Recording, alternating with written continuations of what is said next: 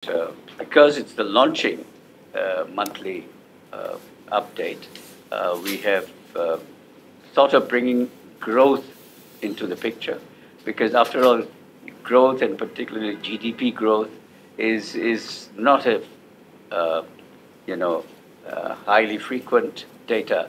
It's an annualized data, so you don't necessarily have monthly updates of GDP growth. But since this is the launching, we wanted to bring the growth context into the picture, because I'm sure anybody who's interested in figuring out what is the current state of the economy, GDP and its growth rate is one of those macroeconomic indicators you cannot do without. So we have to just give you what I'm planning to do. My young colleague, Dr. Ashikur Rahman, the principal economist of PRI, he'll do the heavy lifting. I'm going to just give you the introductory part where I'll cover the growth issues, and then I will also talk about the external sector developments. No economy in the current global international order is safe from these turbulent developments that are taking place. So the external sector development is particularly important. Coming back to the growth aspect, so what I wish to do is, there are three things I'd like to say about Bangladesh's growth performance. One is to give you what's the current state, okay, that everybody would like to know. But the second is I would like to present the context, how the growth situation evolved over the last 30 plus years, and where was Bangladesh heading until 2020, the COVID shock, and thereafter. And finally, I'd like to look at the future prospects, future potential of Bangladesh's growth situation. So let me have the first slide number 6.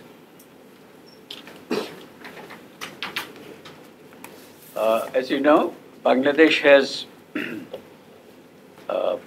the past year, Bangladesh has launched what we call quarterly GDP estimates. This was a demand from most economists in the country that it is about time Bangladesh should be able to provide quarterly estimates rather than all of us having to wait for 1 year before you can see what GDP is and what its growth rate is. So they have finally acquiesced, but just deciding to go for these quarterly estimates is not enough. You need high-frequency data, and high-frequency data is not so readily available. That was one of the problems why they were not, going for these quarterly estimates. But there was another issue that also prevented them, or sort of created some issues, which is, it's much easier to manipulate data, particularly GDP data on a, if you use quarterly estimates, it becomes difficult to manipulate. So it's a great thing that happened. But now we find that the quarterly estimates are still too delayed. If they are too delayed, it's not very useful. So for instance, we are now at the second quarter, which ended in December 2024. And we can look at the first quarter estimate of GDP growth, which is 1.8%. And everybody knows why it is, because the economy got a shock.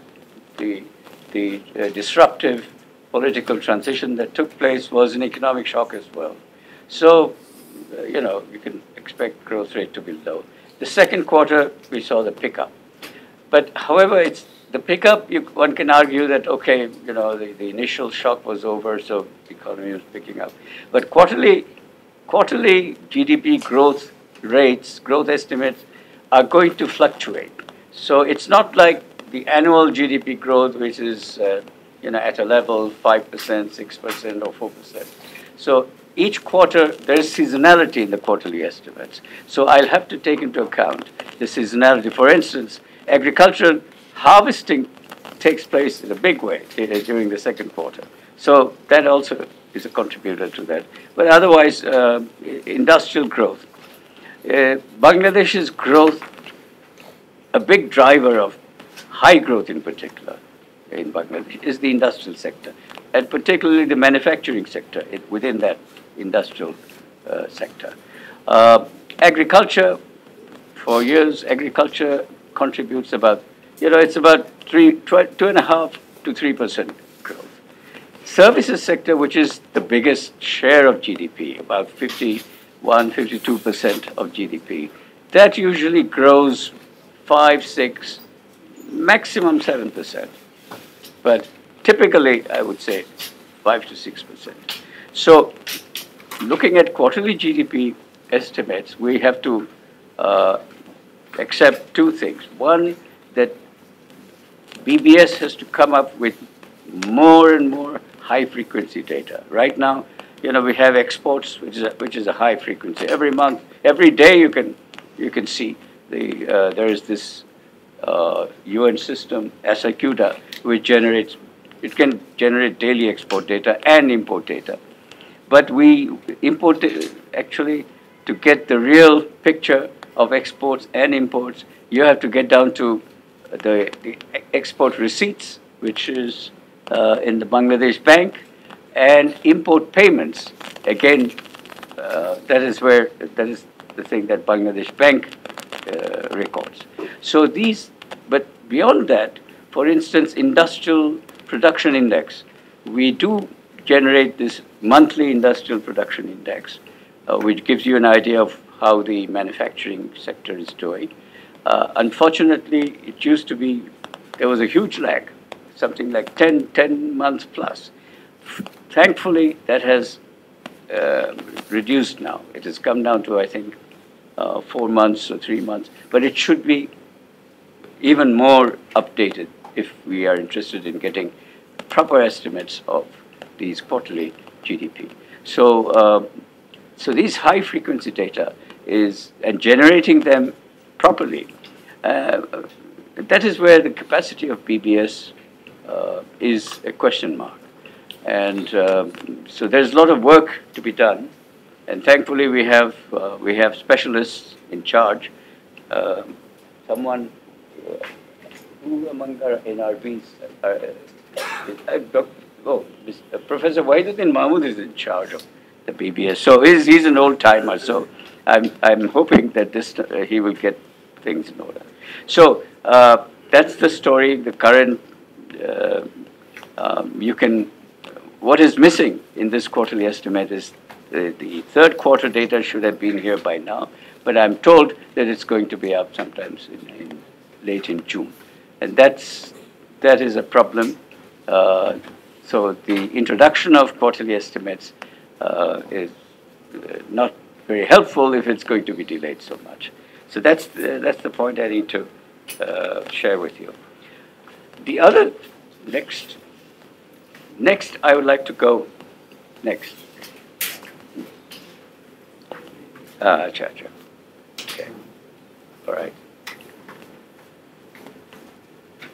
Okay, so I'm trying to give you an idea of how things were, bringing you the context of growth. So I've looked at growth rates starting from 70s, 80s, and up to 2019.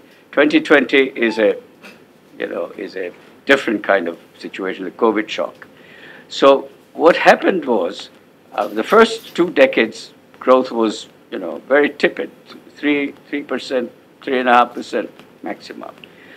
The growth spurt began with 1990s, and there is a reason for that. 1990, 91, 92, the Bangladesh government accepted the advice of World Bank, IMF, for structural adjustments, some very structural reforms. In 1990, the economy was in shambles. Foreign exchange reserves were, abysmally low. Growth rate had fallen down to, I think, almost zero.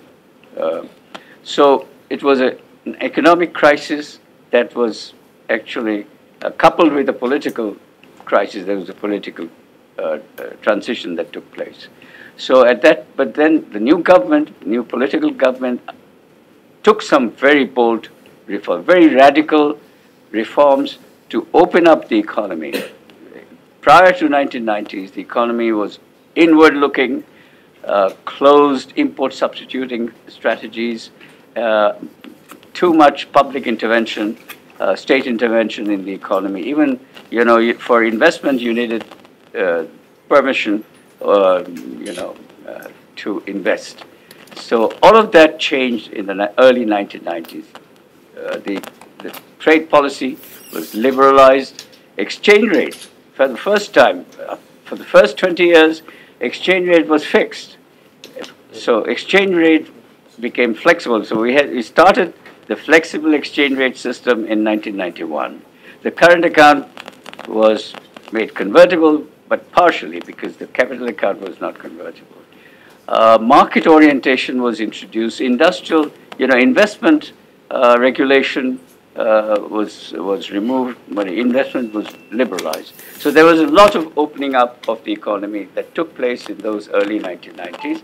And I would argue that those reforms, radical reforms, actually drove the growth acceleration from the 1990 onwards till about 2019. Because after the 1990s, there was no really serious economic reforms that really would further accelerate economic growth. So there was nothing that I can point out. One of the things I can, of course, point out is in 2004, there was this decision to float the exchange rate. So this is interesting because, you see, we went for a flexible exchange rate in 1991, and why was this need for floating the exchange rate in 2004?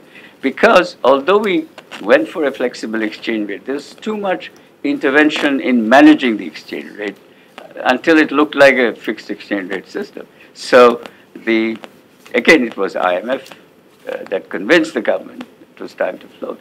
And I know that the finance minister lost sleep during that night when the exchange rate was floated, but nothing happened. So everything was okay. So now we are talking again about going for a flexible exchange, more flexible. That means it's not so much as floating the exchange rate, but going for a flexible rate within a larger band. So the band earlier was supposed to be 2.5%, but I think there was no band at all because the exchange rate, the bank rate was at 122 for quite a long period without variation. So this question of, again, too much intervention or too much control had come up, and finally it's good to hear that the exchange rate is going to float again, at least within a larger band, which means there would be variation. Now, why do we need exchange rate variation? Why do we need flexibility in the exchange rate in the first place?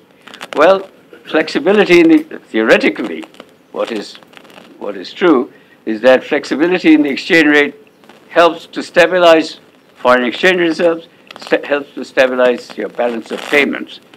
The current account, we are mainly concerned with our current account balance, which is currently very stable and quite sustainable, less than 1% of GDP.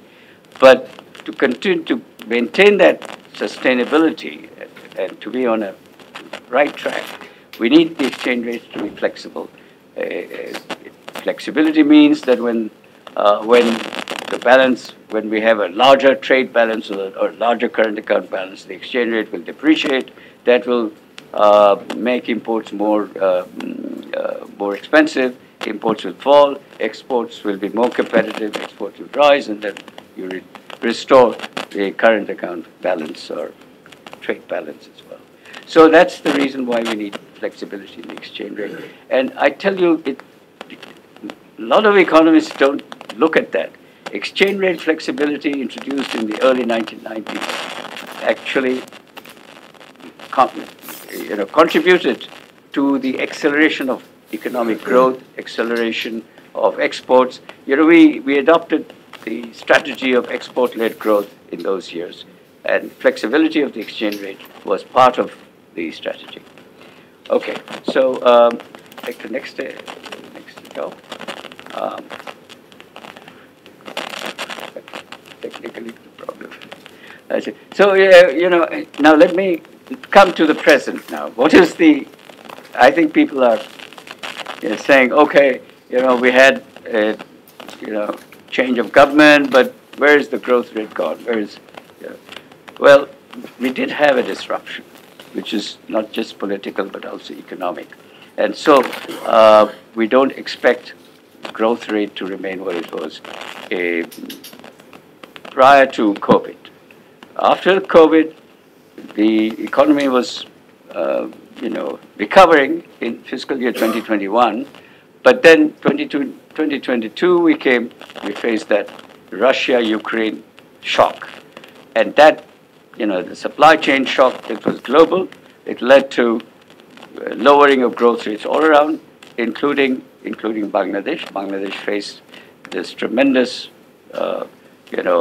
supply chain shock, which led to a trade deficit which was beyond control, something like $33 billion, and current account deficit also rising to something like 4 or 5% of GDP, which is very unsustainable. So we came out of that, but what happened was complete mismanagement of the external sector. Complete mismanagement of the external sector balances, mismanagement of the exchange rate, and mismanagement of the use of foreign exchange reserves. And that, thankfully, after the change of government, that has stopped. The hemorrhage has stopped. So that is the one benefit that comes out of this change of government. The political pressures and all that is gone. So right now, in terms of macroeconomic management of the external balance, we are on the right track. So what we see now is there is some we have attained macroeconomic stability, but at a lower level of economic performance, in the sense that growth rate that we are now seeing is in the 4% category. But let me tell you that Bangladesh economy has the momentum to grow at 6% anyway. And I tell you, since I've got a lot of historical experience, around early 2000s and late in the 2010s and so on, we used to say, even if Bangladesh does not do any economic reform, it will be growing at 6%. There is the internal momentum. So that is actually the case. So this current growth rate of 4%, whatever, and even though these different development partners are downgrading, or let's say reducing their growth rates, I would add a few percentage. I would say, if IMF says it's going to be 3.9% growth for 2025, I would add a 0.5%, but that has been the historical record. Whatever IMF predicts in terms of growth rate has always been at least 0.5% higher. So I would take that into account currently. So let's move from growth. The Purchasing Managers Index is a new, indicator which tells you what is happening. But I'd like to tell you another thing here, because from the private sector side, we always hear that no investment is taking place, and here private sector credit growth is down to 7.5%. It used to be 9.5%. Well, where was the 9.5% credit going? Now is the time to think. There's a lot of credit going. It was being bankrolled. It was being, laundered. So is that going into investment? That's one question we need to, we need to answer. Number two, um, Bangladesh economy, yes, Bangladesh economy is still driven by investment. It's an investment-driven economy, not consumption-driven economy. Uh, in 5 years' time, when Bangladesh becomes the 9th largest consumer market, maybe we can think of consumption expenditures driving growth. But as of now, we need investment to drive growth. Now, is investment really falling that much? If you look at the investment, gross domestic investment GDP ratio, it's not falling that much. It's that 31%, 31%. And 31% investment GDP ratio is a fairly decent investment GDP ratio among developing countries. China has an extraordinarily high investment GDP ratio, but most developing economies are in that. So Bangladesh is not behind in terms of investment GDP ratio. So, and the other thing that to note is, this gross domestic investment that we have, this is not about investment in factories and the commercial investment that we see around the city. Big chunk of it, I would say 70% of it has to do with construction. Construction of private housing, but roads, bridges, everything else is in that investment number. And right now, questions have arisen, and the BBS is now trying to come out with actual breakup of these investment numbers so that we understand, where things are going to be. So, so we'll have to wait. But just to tell you that all these investments that we see around town talk about, that is not the whole investment story. So let me get to the external sector.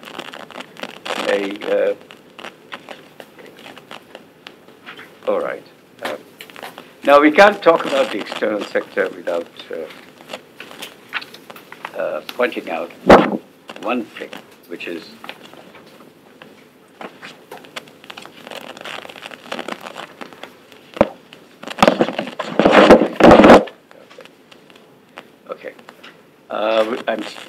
first of all, I think I have to acknowledge that we have this shock to the world economy, and the shock also is faced by Bangladesh economy, which is the reciprocal tariffs,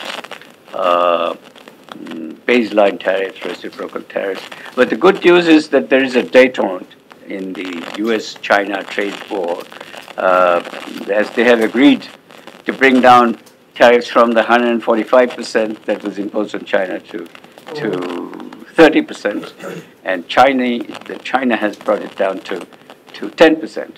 So that's across the board.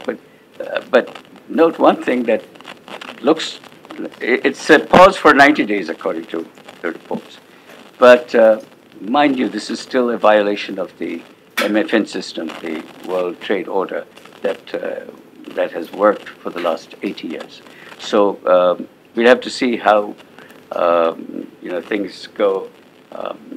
At least Bangladesh, in my view, should continue to be within the multilateral trading regime, the rules-based trade order. And I think the majority of the 160 plus countries of the World Trade Organization feel that we should remain with the multilateral system.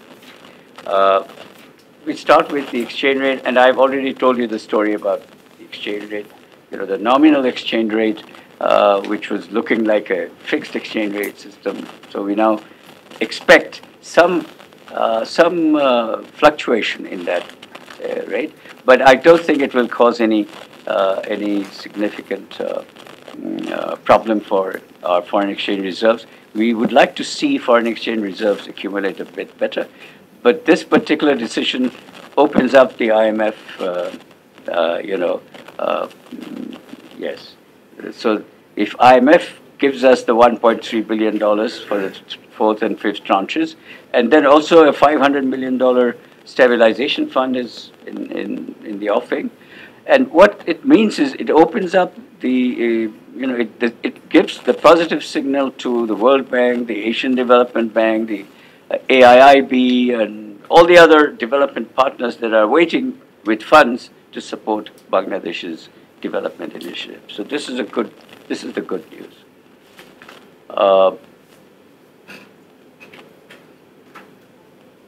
Export performance, here is the good news again. Throughout this period of the transition taking place, political disruption, our export sector has functioned just as one could expect in a normal year. So we had this 10% plus double-digit growth rate in exports, driven, of course, everybody knows, by ready-made garments. So this is the good news part, but the bad news remains. That's a perennial problem for Bangladesh, that our export basket is, dominated by exports of ready-made garments. 84% of our exports are made up by ready-made garments. We have to diversify, and diversification. And PRI research have made the point that there are other problems, but one major problem that is a barrier, a binding constraint to export diversification, and that is the current protective tariff structure of protective tariffs, which is creating which is the main barrier, among other logistic problems and management issues and all that. So that's the non-garment, non-RMG exports. Recently, they've done pretty well, but most often, what is the problem is that they don't seem to grow. That is the problem, and they don't seem to grow because the incentives for export, for those industries, those activities which produce for the domestic market as well as export, they face an incentive problem. When they try to export, the profitability, the margins are much lower than when they sell in the domestic market. And the domestic market is it's boosted by the protective tariff regime. That creates an incentive problem. Imports have to grow now. One of the reasons for slow growth, I would say, in the past year, which gave us 4.2% GDP growth. One of the reasons for slow growth was import controls. So now that has been removed, and we hope that imports will grow much faster. And I would like to argue that imports also support growth. If anybody thinks that importing is bad and exporting is good, that's a wrong idea. So our imports also contribute to growth. So we open up imports, which means we will get better growth. So on the balance of payment side, we run trade deficits. That's almost all developing countries run trade deficit, except those that export oil and POL, things like that, and the export powerhouses of the world like China, Japan, Germany, and so on. Vietnam is joining that group. So and the financial account is now, everybody knows by this time, the entire media has reported on what was going on in the financial account. And what was actually going on was the export shipment data was coming out of the Asacuda system. And the export receipts data that comes out from the Bangladesh Bank did not match. And Bangladesh, as far as I know, I hope our special guest today can clarify that. Bangladesh Bank was putting that divergence between the export shipment data and receipt data, putting it in the financial account as a negative, as a debit entry, which was showing huge debit. And financial accounts is normally either in positive territory or in balance, so it's not a problem. So that's that, and I can only tell you, which you probably know, the media is telling you, we have a pretty stabilized foreign exchange reserve situation, but it's at the $20 billion. But now, with the IMF commitment to give us the $1.3 billion outstanding, and that will clear up all the, impending support from the development partners. I think we will see some accumulation of reserves in the next 2 to 3 months. So that's the good remittance. The three pillars of the Bangladesh economy: exports, particularly ready-made garments; remittance is a pillar of Bangladesh, strong pillar of Bangladesh economy. And I'd like to think of remittance as an export of factor services, because this is part of WTO system, mode 4, migrant workers that go temporarily outside to work. So this is an export of factor services.